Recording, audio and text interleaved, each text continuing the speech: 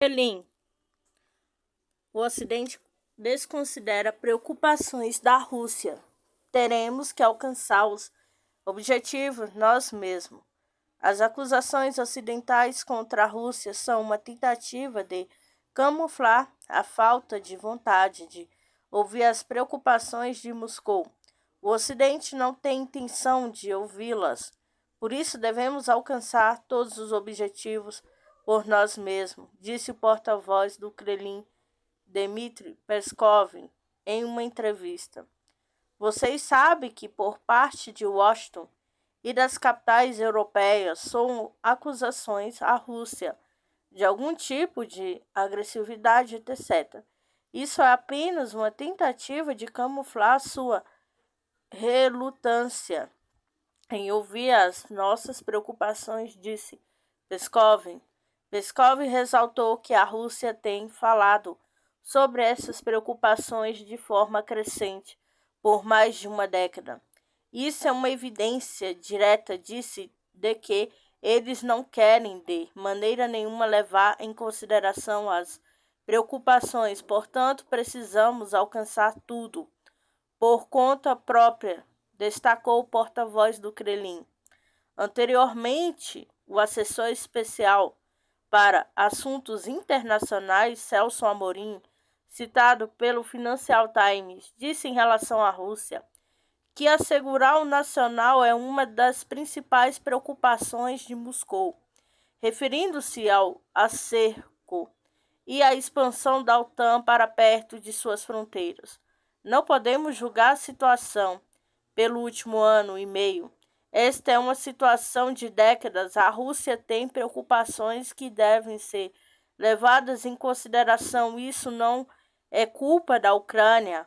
A Ucrânia é uma vítima dos requisitos na Guerra Fria, enfatizou. Vucic.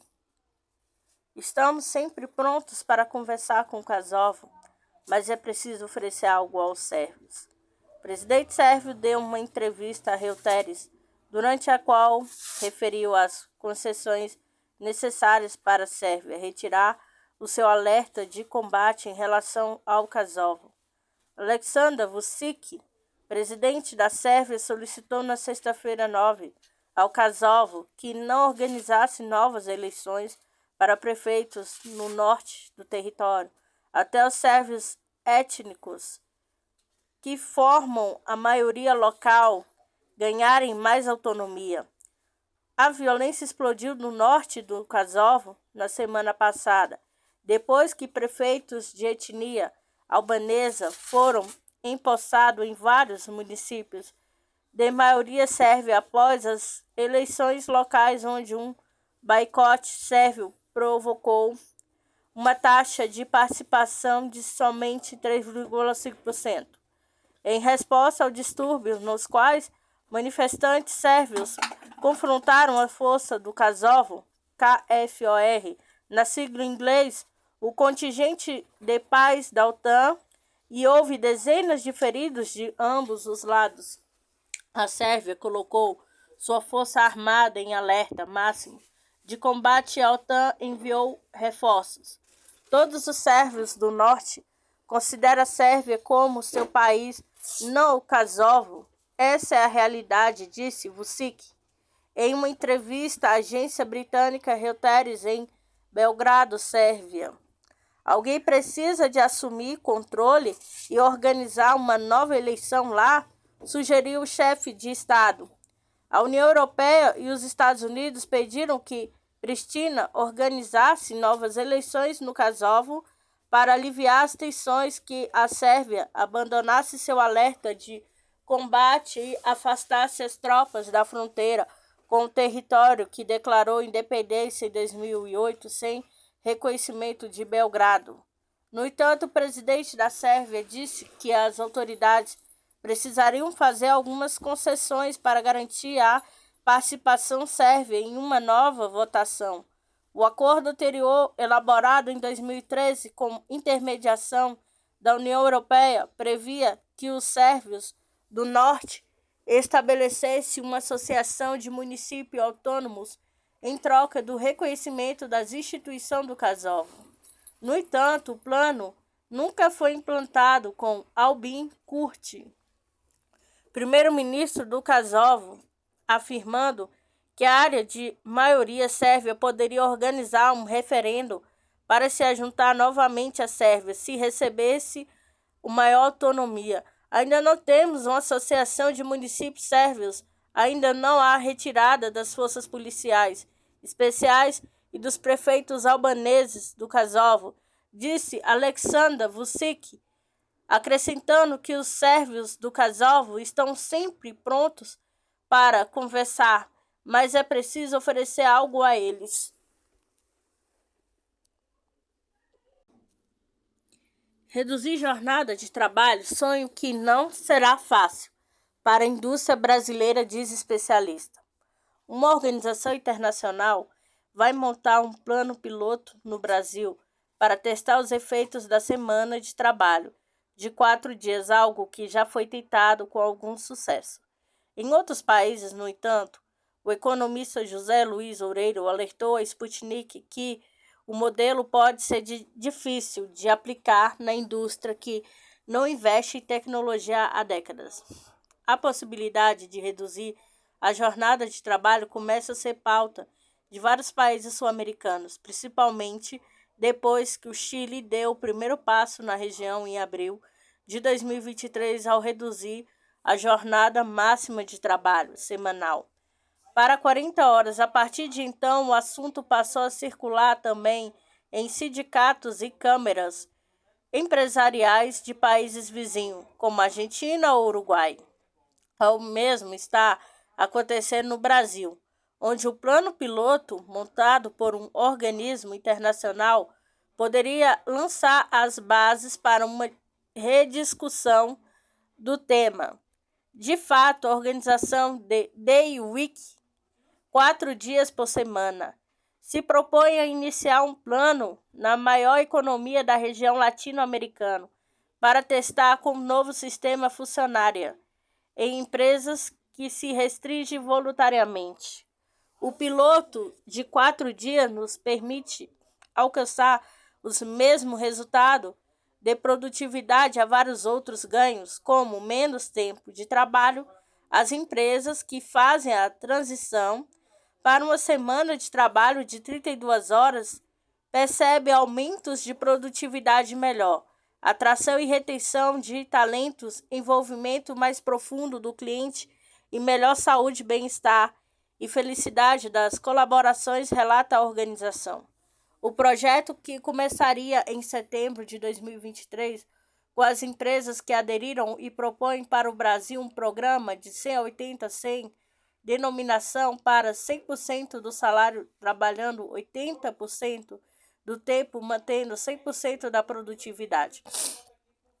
Os promotores deste modelo já o aplicaram no Reino Unido.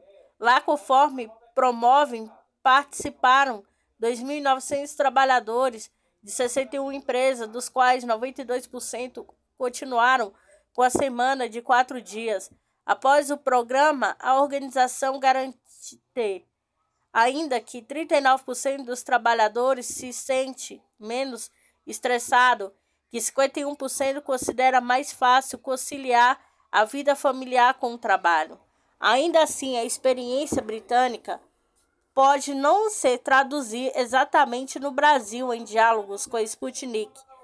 A economista José Luiz Oureiro lembrou que no país lusofono, ao contrário do território europeu e de outras nações onde esta experiência foi realizada, a jornada de trabalho não é de 40 horas semanais, mas de 44. Você trabalha 8 horas diárias e de segunda a sexta-feira, de 4 ao sábado de manhã, sublinhou, considerando que esta diferença deve poder adiar os efeitos positivos verificados na experiência europeia. O economista considera ainda que o sucesso desse tipo de experiência pode variar de acordo com o setor da economia em que é realizada. Nesse sentido, ele alertou que, embora seja viável no setor de serviço, a redução de jornada pode se tornar mais difícil no setor industrial. No setor de serviço é possível porque há muito trabalho ocioso durante a jornada de trabalho. Já no setor industrial não é possível, pois para isso seria necessário aumentar a produtividade, o que exige equipar-se de máquinas e equipamentos mais novos, explicou.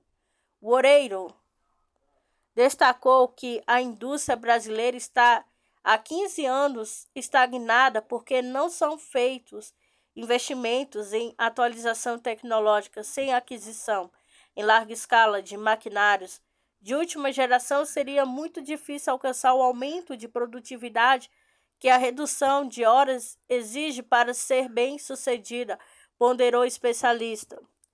E economista não acredita que, apesar de o assunto ter entrado na agenda pública, a redução da jornada possa ser incorporada de forma significativa à agenda do governo de Luiz Inácio Lula da Silva. Não acho que seja uma agenda que o governo Lula vá ter como fundamental. Não vejo espaço hoje no Brasil para discutir seriamente uma redução das atuais 44 horas para 40 ou 38, arriscou o Oreiro. Embora a redução da jornada de trabalho não pareça ser uma das prioridades do atual governo no Brasil, Lula não se opôs ao tema. Em entrevista ao UOL Notícias, o ministro do Trabalho, Luiz Marinho, disse que o próprio presidente sauda a abertura do debate para permitir a redução da jornada de trabalho no Brasil para 48 horas semanais. Melhorar o transporte é uma medida alternativa. Oreiro considera que o governo do líder do Partido dos Trabalhadores, PT, poderia aplicar alguma medida mais concretas que na prática funcione como uma melhoria na produtividade e bem-estar da mão de obra do gigante sul-americano. Uma coisa que poderia aumentar muito a produtividade do trabalho seria um investimento do governo em transporte público, já que nas grandes cidades brasileiras o trabalhador perde muito tempo de casa para o trabalho e do trabalho para casa, arriscou. Segundo o economista, é comum o trabalhador brasileiro perder entre 3 ou 4 horas por dia no deslocamento de ida e volta ao trabalho. É um sistema de transporte mais eficiente. Poderia, ele considerou, melhorar o bem-estar dos funcionários sem maiores custos para as empresas.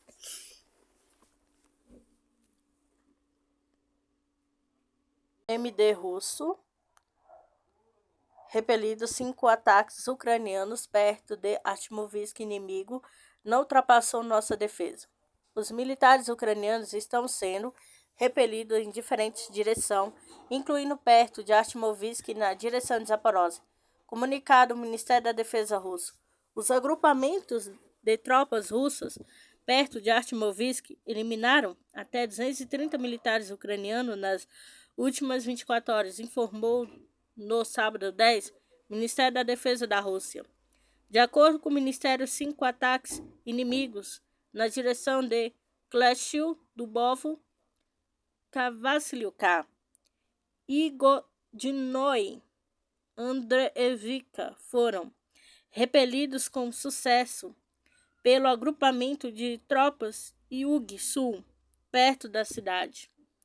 Não foi permitido nenhuma infiltração inimiga em nossa defesa, indicou o Ministério, destacando que durante os combates nessa direção foram eliminados até 230 militares ucranianos, 2 veículos blindados de combate, 5 carros e 2 abuseiros D-30. As forças de Kiev, mencionou ainda o órgão russo, também tentaram avançar sem sucesso na direção de Zaporozhye e ao sul de Donetsk. O Ministério sublinhou que houve perdas de 300 efetivos e de 4 tanques Leopard por parte dos ucranianos. Nessa direção, além de 5 outros tanques e 11 veículos de combate de infantaria, entre os quais 5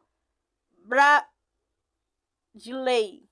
Aos Estados Unidos, 14 veículos blindados de transporte de pessoal, 6 carros e uma peça de artilharia autopropulsada CAESA da França.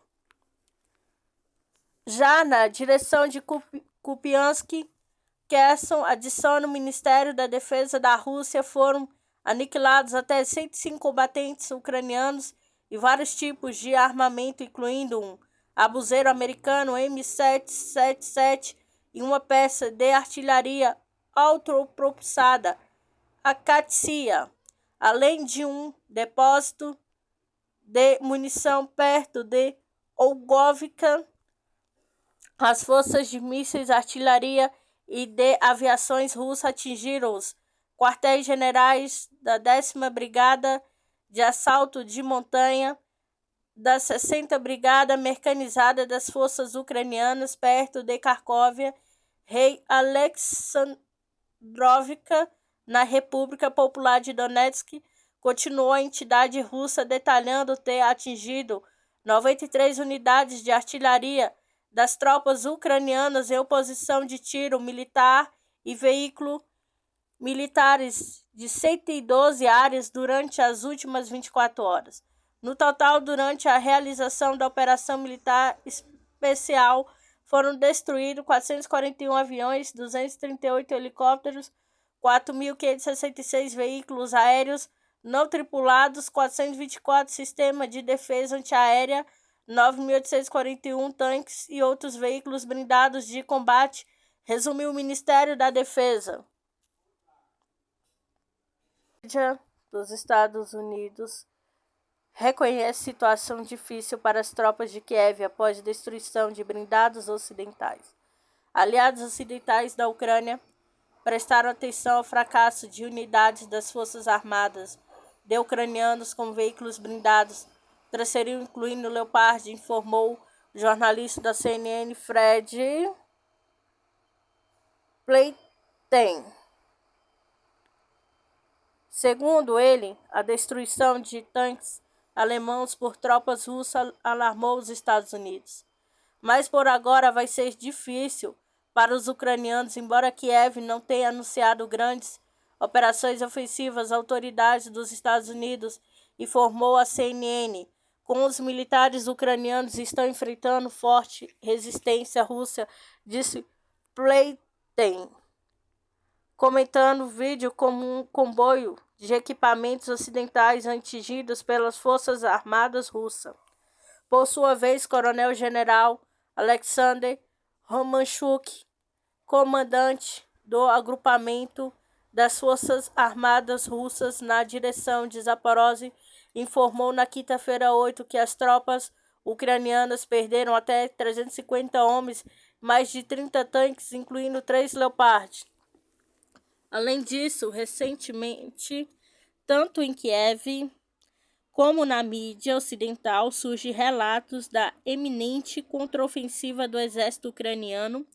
O ministro da Defesa russo, Sergei Shoigu, afirmou em 6 de julho que Kiev lançou uma tentativa de ofensiva em 5 frentes, como concentração de grandes forças, contudo fracassou em todas. Na sexta-feira 9, o presidente russo Vladimir Putin disse que a contraofensiva da Ucrânia havia começado ao mesmo tempo. Ele ressaltou que as tropas de Kiev não conseguiram alcançar suas metas estabelecidas em nenhuma das zonas de combate. Honduras apresenta pedido de entrada do novo Banco de Desenvolvimento do BRICS. Após estabelecer relação com a China e romper com Taiwan, o país latino-americano demonstrou vontade de também aprofundar as relações com o BRICS. Xiomara Castro, presidente de Honduras, apresentou uma solicitação formal para a admissão de seu país no novo Banco de Desenvolvimento do BRICS, relatou no sábado 10 Tegucigalpa. Presidente Xiomara Castro visitou em Xangai a presidente do novo Banco de Desenvolvimento do BRICS, Dilma Rousseff, que recebeu formalmente o pedido de adesão de Honduras. A organização, nos próximos dias, viajará uma comissão técnica do governo para iniciar o processo. O presidente do país centro-americano está em sua primeira visita oficial à China, convite de seu homólogo chinês Xi Jinping. Após o estabelecimento de laços diplomáticos entre os dois países. Sua viagem começou na sexta-feira 9, em Xangai, e durará até quarta-feira 14. Em 26 de março, Honduras anunciou o rompimento oficial das relações com Taiwan e o reconhecimento da existência da República Popular da China. No mesmo dia, representantes dos governos hondurenho e chinês assinaram um comunicado conjunto que estabelece laços diplomáticos. Nesse documento, ambos governos se comprometeram a desenvolver laços amigáveis com base nos princípios de respeito mútuo pela soberania e integridade territorial, não agressão, não intervenção nos assuntos internos do outro, igualdade e relação mutuamente benéficas e coexistência pacífica. Da selva, 40 dias após o acidente aéreo, 4 crianças sobreviventes são encontradas na Colômbia. No sábado 10, o jornal local Tempo, citando fontes das Forças Armadas da Colômbia, informou que as 4 crianças foram encontradas vivas. Segundo a publicação, as crianças estão desidratadas e sofreram picadas de inseto. O presidente colombiano Gustavo Petro confirmou que as 4 crianças, que eram passageiras do avião Cessna 206, que caiu em 1º de maio e passaram 40 dias na selva, foram encontradas vivas. Uma alegria para todo o país aparecerem com a vida as 4 crianças que estavam perdidas há 40 dias na selva colombiana. Os 4 foram identificados como Leslie Jacobombaire Mucutui, de 13 anos, Soleine Jacobombaire Mucutui, de 9 anos, Tien Hanok Mucutui, e 4, bebê Christian Hanok Mucutui. Separadamente, o presidente colombiano disse aos repórteres que as crianças aprenderam as famílias indígenas e sua aprendizagem de viver na selva as salvou. Ele acrescentou que as crianças estavam todas juntas quando foram encontradas e que tinham mostrado um exemplo de sobrevivência total que será lembrado na história. Eles são filhos da selva e agora são filhos da Colômbia, enfatizou Petro. De acordo com outra mídia colombiana, Caracol, citando fontes militares, os menores foram encontrados em uma distância considerável de onde se localizou a aeronave na qual viajavam, e as crianças seriam transferidas para um hospital local de São José del Guaviare e depois para Bogotá. Algumas horas depois, as crianças chegaram a Bogotá em um avião ambulância das Forças Aéreas Colombianas, segundo a mídia local.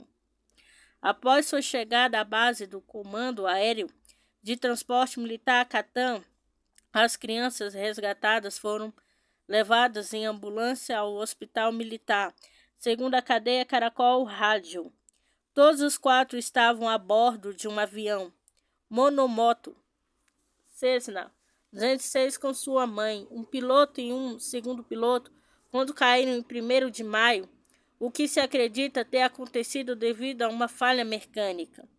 Não havia sinais dos jovens quando os destroços da aeronave foram recuperados pelos militares colombianos, que também encontraram os corpos dos 3 adultos na floresta, em uma área rural do município de Salono, Caquetá, no sudoeste da Colômbia, em meados de maio.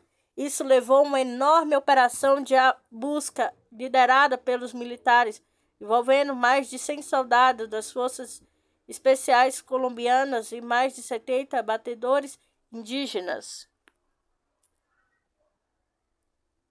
Diplomata russo e Estados Unidos escolheram o caminho da guerra, que não querem solução pacífica na Ucrânia.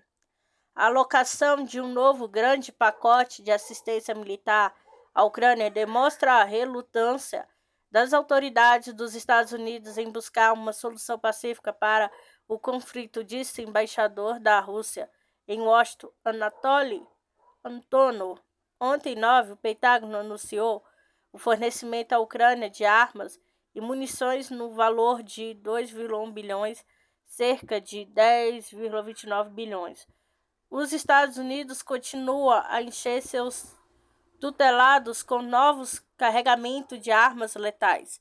A alocação de fundos financeiros tão consideráveis para esse propósito mostra uma coisa: Washington não pretende buscar uma solução diplomática para o conflito, ressaltou Antonov. De acordo com ele, os representantes da Casa Branca não fizeram nada para trazer o regime de Zelensky à mesa das negociações. O diplomata russo acrescentou que para Washington é impossível desistir da tarefa de infligir uma derrota estratégica à Rússia. Em jogo está a reputação da liderança do país que escolheu o caminho da guerra e não das soluções diplomáticas. É óbvio que retorno da paz à terra sofredora da Ucrânia não faz parte dos planos dos estrategistas, concluiu Antonov. Moscou declarou repetidamente que a ajuda militar ocidental não augurará nada de bom para a Ucrânia, apenas prolonga o conflito enquanto os transportes de armas se tornam um alvo legítimo para a Força Aeroespacial Russa. Polônia pode ter sido usada como base operacional para a sabotagem do Nord Stream, segundo relatos. Escritório de Polícia Criminal Federal da Alemanha está investigando evidências que sugerem que a Polônia foi usada como base operacional para organizar a explosão dos gasodutos Nord Stream corrente do norte, informou neste sábado. Investigadores alemães estão estudando evidências de que o grupo de sabotagem usou a Polônia, um vizinho da União Europeia, aliado da OTAN, com base operacional para a explosão do gasoduto Nord Stream, diz a publicação. No início de março, a revista alemã Der Spiegel divulgou detalhes sobre um iate suspeito da sabotagem nos gasodutos Nord Stream. O artigo afirma que o iate Bavaria Cruiser 50, chamado Andromeda, foi alugado por pessoas desconhecidas e que o e-mail usado para alugar indicava uma conexão com a Ucrânia. Os investigadores estão tentando descobrir por que o iate que foi usado para explodir os gasodutos entrou em águas polonesas. Segundo o relato, as investigações também mostrou que a Polônia poderia ser centro de logística e financiamento do ataque de sabotagem, acrescentou o jornal. Os investigadores alemães reconstruíram toda a viagem de 2 semanas de Andromeda e descobriram que ele se desviou de sua rota para entrar em águas polonesas, segundo a reportagem. As descobertas não declaradas anteriormente foram combinadas com os dados do equipamento de rádio e navegação do Andromeda, bem como telefones por satélites e celulares e contas de Gmail usados pelos culpados, e amostra de DNA deixadas a bordo. Observa o relato acrescentando que a Alemanha tentou relacionar as amostras de DNA encontradas com pelo menos um soldado ucraniano. Ao mesmo tempo, a Polônia, que está conduzindo a sua própria investigação, vem tentando há meses descobrir que Berlim está investigando, informou o jornal. Um alto funcionário de segurança nacional polonês disse à mídia que as autoridades do país não estiveram envolvidas nos ataques. No entanto, não pode excluir a participação de alguma entidade privada polonesa na operação. Posso garantir que nenhuma instituição polonesa está envolvida nesta história. Isso não é o caso de Estado, disse funcionário ao jornal, acrescentando ao mesmo tempo que não posso excluir de alguma empresa ou que quer que seja polonesa esteja envolvida neste caso. As outras autoridades polonesas disseram que duvidavam que o Andromeda estivesse envolvido na destruição dos gasodutos, de acordo com a reportagem. 3 dos 4 gasodutos submarinos que compõem os projetos Nord Stream 1 e 2, que conectam a Rússia e a Alemanha através do Mar Báltico, foram severamente danificados por uma série de poderosas explosões em setembro de 2022. Embora não tenha ficado imediatamente claro que estava por trás desse ato de sabotagem, o jornalista investigativo Seymour Hersh nomeou o governo dos Estados Unidos como mentor em fevereiro deste ano. Citando fontes familiares como o planejamento desta operação, Seymour afirmou que mergulhadores da Marinha dos Estados Unidos plantaram os explosivos dos gasodutos no verão de 2022 com a ajuda da Noruega, que as cargas foram detonadas remotamente 3 meses depois para evitar suspeitas. Explosão em fábrica de produção de foguetes em Ankara provoca 5 mortos, diz MD da Turquia. Uma explosão em uma fábrica de produção de foguetes provocou vítimas mortais. Um incêndio eclodiu na sequência da explosão avançada canal TV turco A Haber. Na manhã deste sábado 10, fábrica de foguetes e materiais explosivos MKE, na cidade de Ankara, ocorreu uma explosão. Soube-se que vários civis faleceram. Na sequência da explosão, o incêndio causado pela explosão foi em grande parte controlado pelos bombeiros, disse canal de TV. Pelo menos 5 pessoas se encontraram após o ocorrido na fábrica de foguetes em Ankara. As operações de resgate estão em andamento, informa uma fonte no serviço de emergência. O Ministério da Defesa da Turquia relatou que 5 pessoas morreram em uma explosão na fábrica de projéteis de Ankara. General polonês aponta risco da Ucrânia devido à sua contraofensiva. Grande confronto com as tropas russas apresenta ameaça para as forças da Ucrânia. General da Brigada, aposentado e professor de ciências militares polonês. Os russos esperam há muito por uma contraofensiva ucraniana. Eles não usam suas forças que se mantêm na profundidade. O equipamento pesado russo está à espera de um ataque para depois realizar os seus ataques em sequência. Qualquer grande batalha seria arriscada para os ucranianos, declarou o militar. O general, as tropas ucranianas podem concentrar suas forças em Donbas, na região de Donbas. Ele também expressou suas dúvidas de que haja qualquer operação em larga escala antes da cúpula da OTAN, que terá lugar na Lituânia em julho. Na sexta-feira 9, o presidente russo Vladimir Putin disse que a contraofensiva da Ucrânia havia começado. Ao mesmo tempo, ele ressaltou que as tropas de Kiev não conseguiram alcançar suas metas estabelecidas em nenhuma das zonas de combate.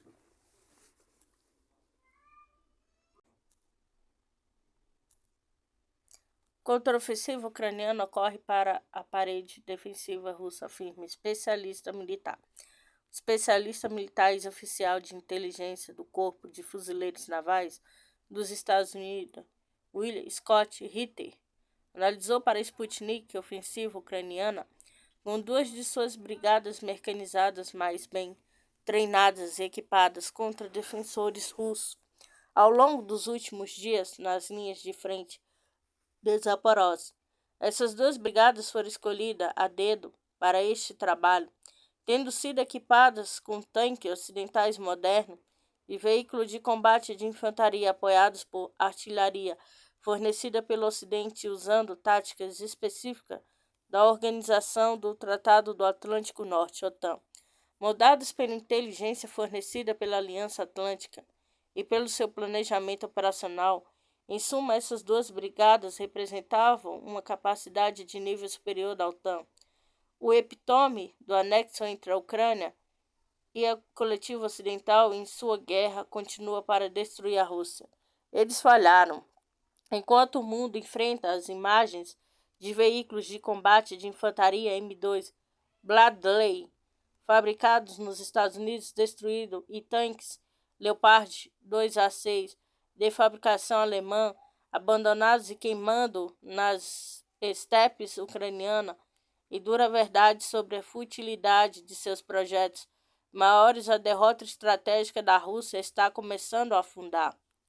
A realidade, no entanto, é que a Ucrânia nunca alcançaria seu objetivo declarado de perfurar as defesas russas para cortar a ponte de terra que liga a Crimeia à Rússia.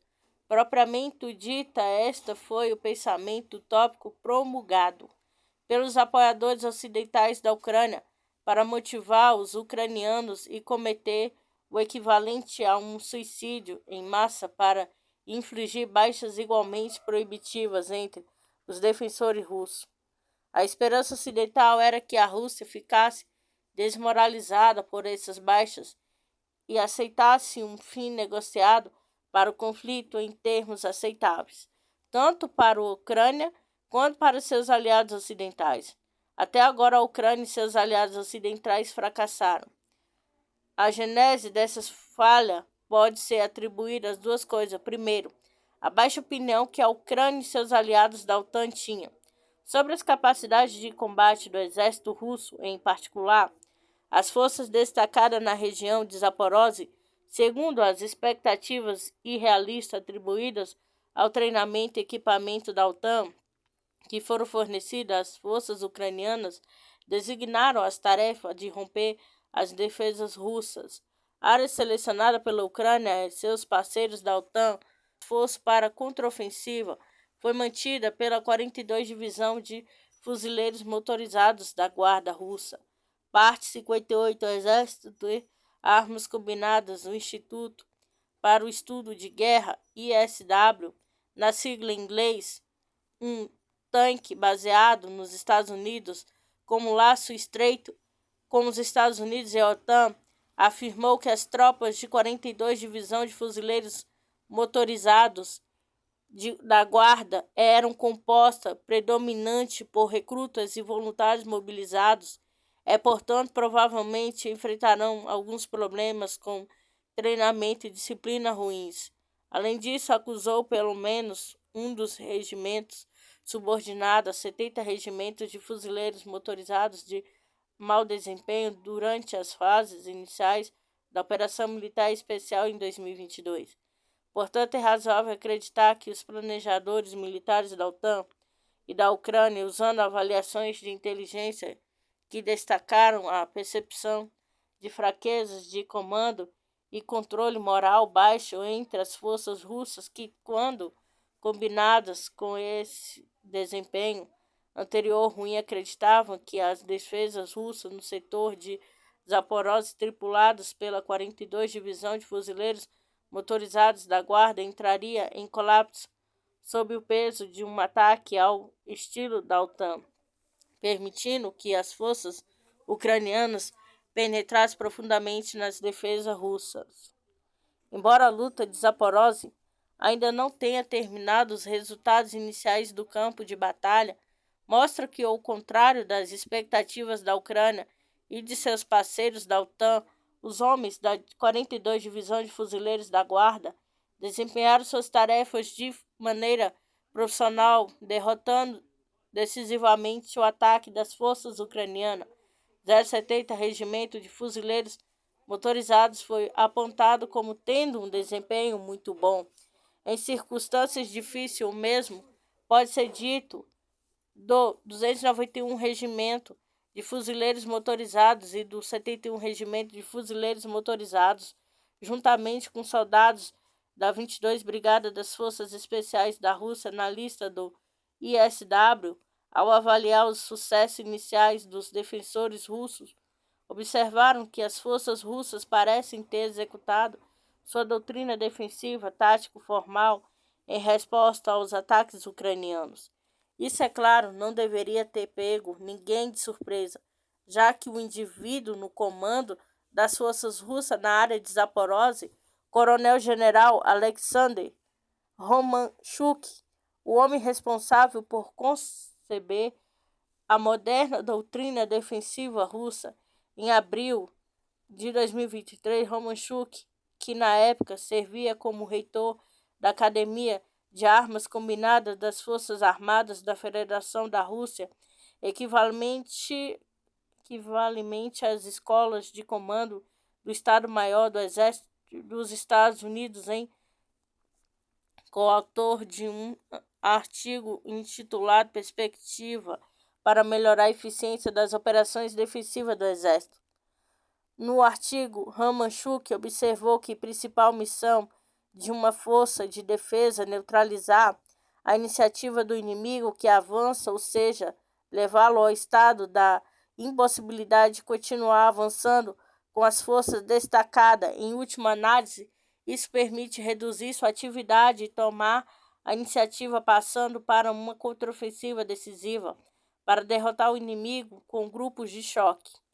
Isso representa uma confirmação da doutrina da era soviética. De fato, Romanchuk baseia-se na derrota das operações ofensivas alemãs nas proximidades do Lago Balaton em março de 1945, como representando uma implementação ideal dessa doutrina, resultando uma manobra ousada das reservas, especialmente artilharia, o uso habilidoso da reserva antitanque, destacamento, vigilantes de obstáculo e arranjo de emboscadas de fogo pelas forças russas para derrotar o ataque alemão.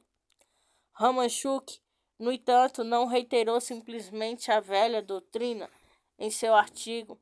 Em vez disso, ele enfatiza o conceito de forças dispersas na construção de um esquema defensivo capaz de prevalecer no campo de batalha moderno. Uma operação defensiva dispersa deve se tornar uma resposta lógica e um inimigo superior, escreveu Romanchuk. A operação baseia-se na retenção de áreas, objetos e centros de transporte importantes em direções separadas. Mais importante é caracterizada por uma distribuição uniforme de forças e recursos em áreas e uso descentralizado de formação, unidades militares das Forças Armadas, Forças Especiais. Romanchuk então descreveu o esquema de implantação ideal para essas forças dispersas, que se concentram em 3 zonas de responsabilidade e defesa separadas por distância entre 8 e 12 quilômetros. Essas lacunas são cobertas pela artilharia russa. Primeira zona é a de cobertura, cuja tarefa é definir os eixos principais do avanço do inimigo. Próxima zona é a linha principal de defesa, que é projetada para deter os ataques inimigos usando cinto de obstáculo e poder de fogo, artilharia, ataques aéreos. A última zona é a reserva, que é responsável pela montagem de contra-ataques destinados a empurrar as forças atacantes de volta às suas posições originais. A doutrina de Romanchuk foi o modelo para o esquema defensivo russo empregado em Zaporozhye. De fato, Romanchuk foi retirado de seu cargo de professor na Academia de Armas Combinadas e colocando no comando do setor Zaporozhye. Em outras palavras, o local escolhido pela OTAN é pela inteligência ucraniana como ponto fraco no esquema defensivo russo. Foi projetado pelo maior especialista da Rússia em combater defensivo, colocado sob seu comando direto. A OTAN e a Ucrânia apostaram que a Rússia carecia de capacidade militar para implantar com sucesso a sua própria doutrina militar, acreditando que as equipes de comando russas careciam das comunicações necessárias para coordenar as operações complexas necessárias para implementar essa doutrina. O que as forças russas, especialmente aquelas que foram mobilizadas recentemente, não tinham o treinamento e a moral necessária para um bom desempenho em condições estressantes de combate. Eles estavam errados em ambos os casos. A má avaliação da OTAN e da Ucrânia sobre a capacidade militar russa refletiu suas próprias avaliações exageradas das unidades ucranianas encarregadas de atacar as defesas russas em Zaporozhye, ou seja, a 33 e 47 Brigada Mecanizada, ambas as unidades receberam equipamentos modernos da OTAN, incluindo ataques Leopard A-33, veículos de combate de infantaria Bradley e 47. Os oficiais homens de ambas as unidades receberam o melhor treinamento que a OTAN poderia fornecer em relação às moderna operação de armas combinadas, incluindo semanas de treinamento especializado na Alemanha, que se concentrou em táticas e operações de pelotão, companhia e batalhão, integrando poder de fogo e manobra enquanto realizavam operações ofensivas. As tropas ucranianas, trabalhando lado a lado com seus instrutores da OTAN, começaram usando simulações de computador para apresentá-los às complexidades do campo de batalha moderno. Antes de irem para o campo, para treinamento prático realista usando o próprio equipamento fornecido pela OTAN que eles usariam contra os russos. Especialistas dos Estados Unidos, como Mark Clay, um general aposentado do Exército dos Estados Unidos, acreditavam que a combinação de equipamento militar ocidental avançado e táticas superiores ao estilo da OTAN permitirá que as equipes emergentes de armas combinadas da Ucrânia conduzam manobras de alto ritmo capazes de sobrepujar os defensores russos na Ucrânia. Ele estava errado. Seus irmãos ativos da OTAN teriam feito bem ouvir as palavras do general Christopher Cavoli, comandante supremo e aliado do bloco militar na Europa, ao falar antes de uma conferência de defesa sueca em janeiro passado. A escala desta guerra, ou seja, o conflito russo-ucraniano, está fora de proporção. Com todo o nosso pensamento recente, observou Cavoli. Conclusão desta revelação que a OTAN não está treinada para equipada para travar o tipo de luta que eles estão exigindo que a Ucrânia execute contra a Rússia. É triste verdade que não existe força da OTAN capazes de executar com sucesso as tarefas ofensivas atribuídas à Ucrânia. Ninguém duvida da coragem e do compromisso das forças ucranianas que foram lançadas contra a barreira defensiva do coronel-general Romanchuk. Mas a coragem e o empenho não pode superar a realidade de que a OTAN carece de capacidade, tanto em termos de equipamento como de doutrina para a derrota. Com sucesso, a Rússia em uma confrontação força contra força, especialmente em que a Rússia joga com a sua força doutrinária, a operação defensivas, enquanto a OTAN procura fazer algo em um ataque contra defesas preparadas que não têm experiência em fazer.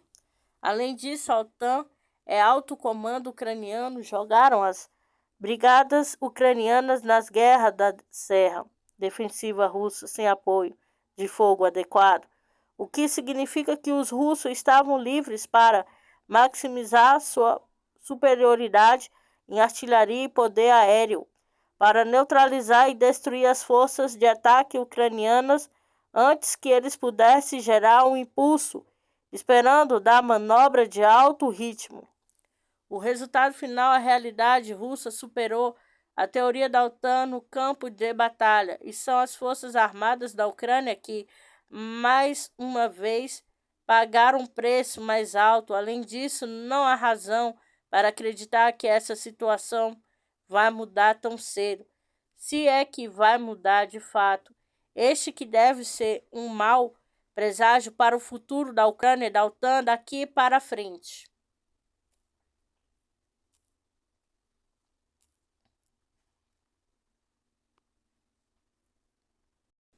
Estados Unidos envia especialista à América Latina para testar redes locais de comando cibernético. Forças de Missão Nacional Cibernético pertencem ao Comando cibernético dos Estados Unidos. Já foi enviado 22 vezes até agora e seria desta vez enviado para os países como Brasil, Argentina, Jamaica e Nicarágua. Especialistas cibernéticos dos Estados Unidos foram enviados à América Latina para identificar pontos fracos digitais em redes estrangeiras e expor as ferramentas que os hackers empregam de acordo com um funcionário do Comando Cibernético do país norte-americano. A missão foi conduzida dentro da área de responsabilidade do Comando Sul, que compreende mais de 2 dúzias de países como Argentina, Brasil, Jamaica, Nicarágua, executada por especialistas do Comando Cibernético Cybercom, na sigla em inglês, dos Estados Unidos, escreveu na sexta-feira 9 o portal Defesa News. Tivemos nossa primeira missão de defesa proativa com missão de caça proativa Salticom recentemente, que é incrível, disse na quinta-feira 8 o general de brigada Radko Novitny na cúpula cibernética de Potomac Club em McLean, Virgínia, dos Estados Unidos, sob o Comando Sul dos Estados Unidos. O objetivo da missão de defesa proativa é aprender algo na rede de outra pessoa, uma rede parceira, uma rede de outra nação, para que possamos trazer de volta essas informações e garantir que nossas redes sejam mais seguras, continuou ele. Como escreveu a Defensa News, a Força de Missão Nacional Cibernética dos Estados Unidos, que integra o Cybercom, foi mobilizada 22 vezes ao longo dos anos, incluindo na Ucrânia. A inteligência coletada nas viagens é usada para fortalecer as práticas de segurança cibernética nacionais e estrangeira adicionado à mídia.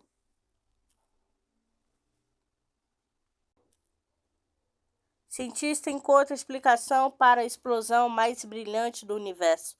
A enorme explosão de raios gama, considerado o mais brilhante de todos os tempos, ou BOAT na sigla em inglês, é designada oficialmente GRB 221009A. Pode ser alimentada por sua estranha estrutura de jato, diz um cientista. Uma equipe internacional de cientistas explicou a origem da explosão mais brilhante já observada no universo, registrada em 22 de outubro de 2022, bem como a atenuação normalmente lenta do brilho posterior. Isto é relatado em um artigo publicado na revista Ciências. GRB 221009A foi uma explosão de raios gama de longa duração que liberou 10 elevado 55 ergs em comparação à energia das supernovas convencionais e de 10 elevado 49 ergs e de supernova excepcionalmente brilhante SN 206G, registrada em 2006, foi de 10 elevado a 51 ergs. As explosões de raio gama GRB, na sigla em inglês, são causadas pelo colapso de estrelas muito massiva pelo subsequente nascimento de buracos negros. Mesmo antes da BOT ser detectadas, GRBS já eram consideradas explosões mais poderosas e violentas e energéticas do universo, capazes de liberar tanta energia em questão de segundos quanto o Sol produzirá ao longo de toda a sua vida de cerca de 10 bilhões de anos. Existem 2 tipos dessa explosão, de longa duração e curta duração, que pode ter mecanismos de lançamentos diferentes, ambos resultados na criação de um buraco negro. Um exame mais aprofundado de poderosa GRB revelou que a única pela sua estrutura, bem como pelo seu brilho, a GRB era surpreendente larga, tão grande de fato que os astrônomos foram inicialmente incapazes de ver suas bordas. Uma imagem da fonte da explosão de raios gama mais brilhante, GRB 221009A, foi recebido por pesquisadores russos e estrangeiros, informou o professor associado da Universidade de George Washington, Alexandre Van der Orts, em 7 de junho, ao serviço de imprensa da universidade. Como observatório, o SFIT viu a explosão de raios gama GRB 221009A, que pode ser a emissão mais energética desse tipo já vista pelos astrônomos.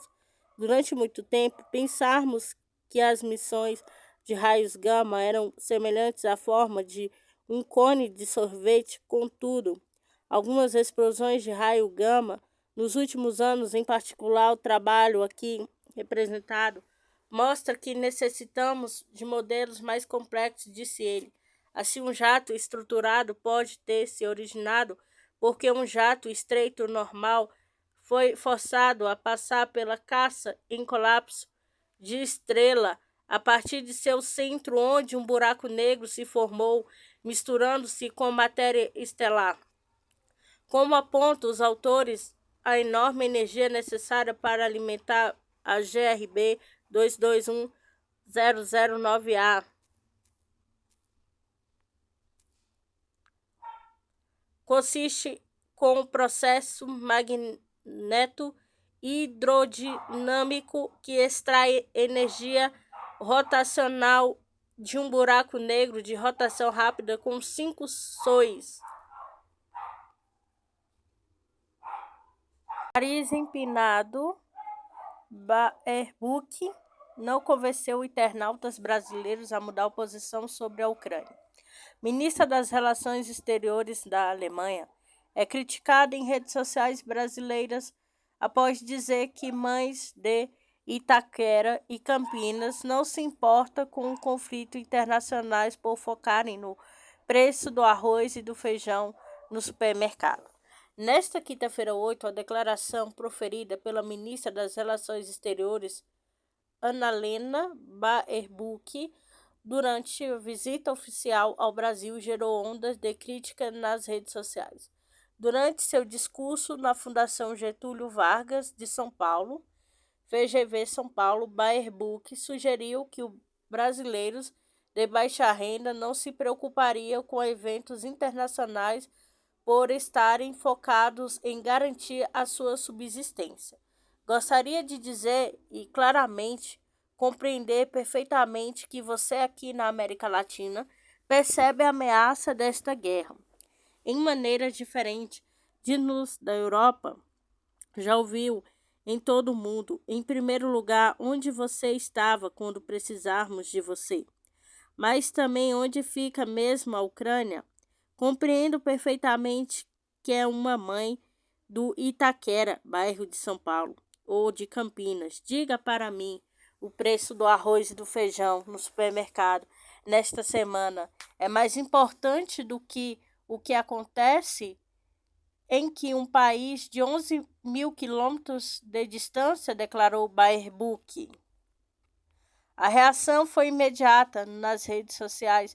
Canais do YouTube como leitores aplaudindo as mães de Itaquera e Campinas por focarem seus esforços na manutenção da vida e não no envio de armas para semear a morte. Um leitor da matéria sobre o tema na Folha de São Paulo, por sua vez, questionou o comprometimento da Europa com a América Latina. Engraçado, os momentos que a Europa lembra que a América Latina existe ou quando estão assando com o aquecimento global ou quando estão em guerra, fora isso, sabemos muito bem como nós enxerga, escreveu o leitor. O comandante Robson Farinazzo ingressou o coro no Twitter em seu canal Arte na Guerra, criticando a tentativa da ministra alemã de comprometer o Brasil no conflito europeu. O Ocidente investiu 124 bilhões de dólares, cerca de 610 bilhões, e reuniram uma coalizão de 28 países que estão contra a Rússia, enviando todo tipo de armamentos, mercenários, satélites. Mesmo assim, não resolveu o problema. Agora estão tentando empurrar o problema para o Brasil. Tenha dó, disse Farinazzo. O comandante ainda notou que Baerbock saiu do Brasil de mãos abanando, já que não foi recebida nem pelo presidente da República, Luiz Inácio Lula da Silva, e nem pelo chanceler brasileiro Mauro Vieira, que se encontra em viagem oficial à França. Os problemas da Europa não são os problemas do mundo. Essa gente metida de nariz empinado tem que entender isso, resumiu Farinazzo. A ministra das Relações Exteriores da Alemanha, Annalena Baerbock, cumpre em São Paulo, em Brasília, onde foi recebida pela Secretaria-Geral do Itamaraty. Maria Laura da Rocha Itamaraty publicou o comunicado conjunto manifestando o comprometimento à cooperação bilateral ao combate às mudanças climáticas.